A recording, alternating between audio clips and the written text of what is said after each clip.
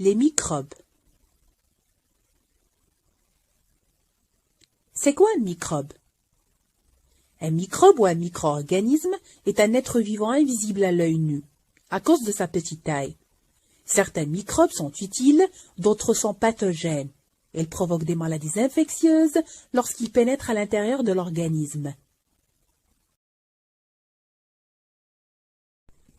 Où vivent les micro-organismes?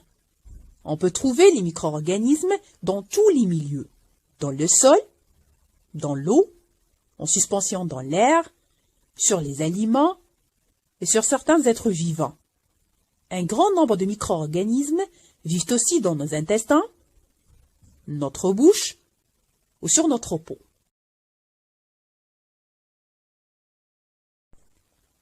Classification du micro-organisme. On peut classer ces micro-organismes en 4 groupes. Le premier groupe, c'est les organismes unicellulaires, ou les protozoaires. Ils sont classés en 3 groupes, selon le moyen de locomotion ou de déplacement.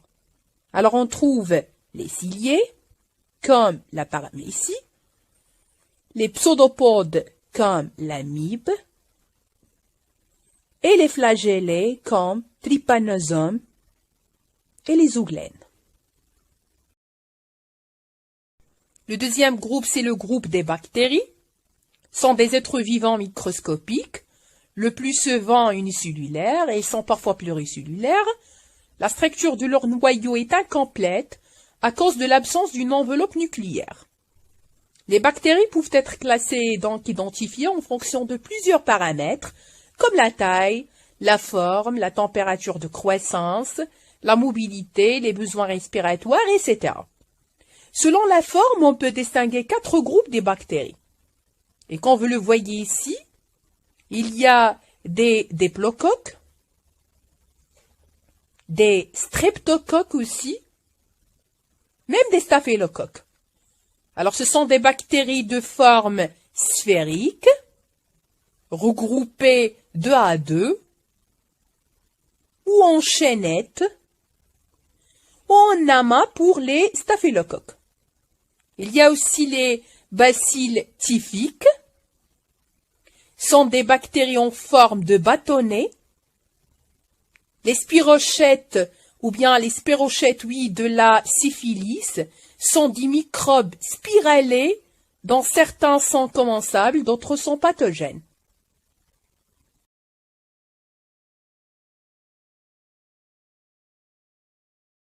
Le troisième groupe, c'est le groupe des champignons microscopiques.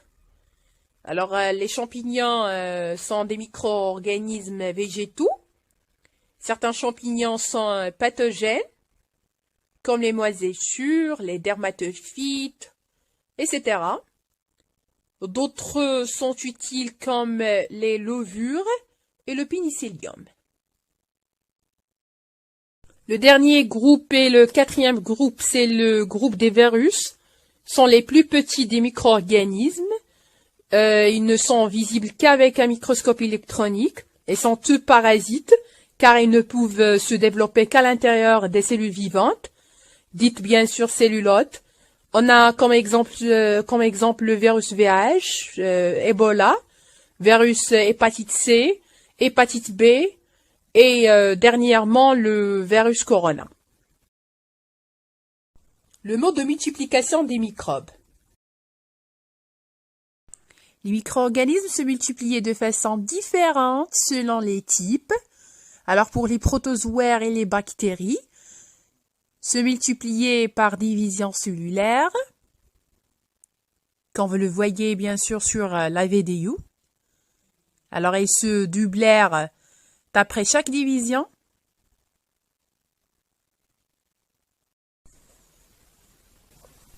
Et pour les champignons microscopiques, on va commencer par les moisissures. En général, les champignons microscopiques se multiplient par sporulation. Alors les spores se disséminent et germent pour donner de nouvelles colonies de champignons. Et deuxièmement, les levures, alors se multiplier par bourgeonnement. Alors les bourgeons se détachent de la levure mère en donnant par la suite des individus mûrs. Voilà la vidéo. Et dernièrement, les virus, alors qu'ils sont des parasites obligatoires. Voilà les étapes de la multiplication chez les virus. La première étape, c'est l'addition des virus à la cellule et l'injection du matériel génétique viral dans cette cellule. Et la production du nombre virus dans la cellule. Et dernièrement, la cellule hôte s'éclate et libération du nombre virus qui contamine d'autres cellules.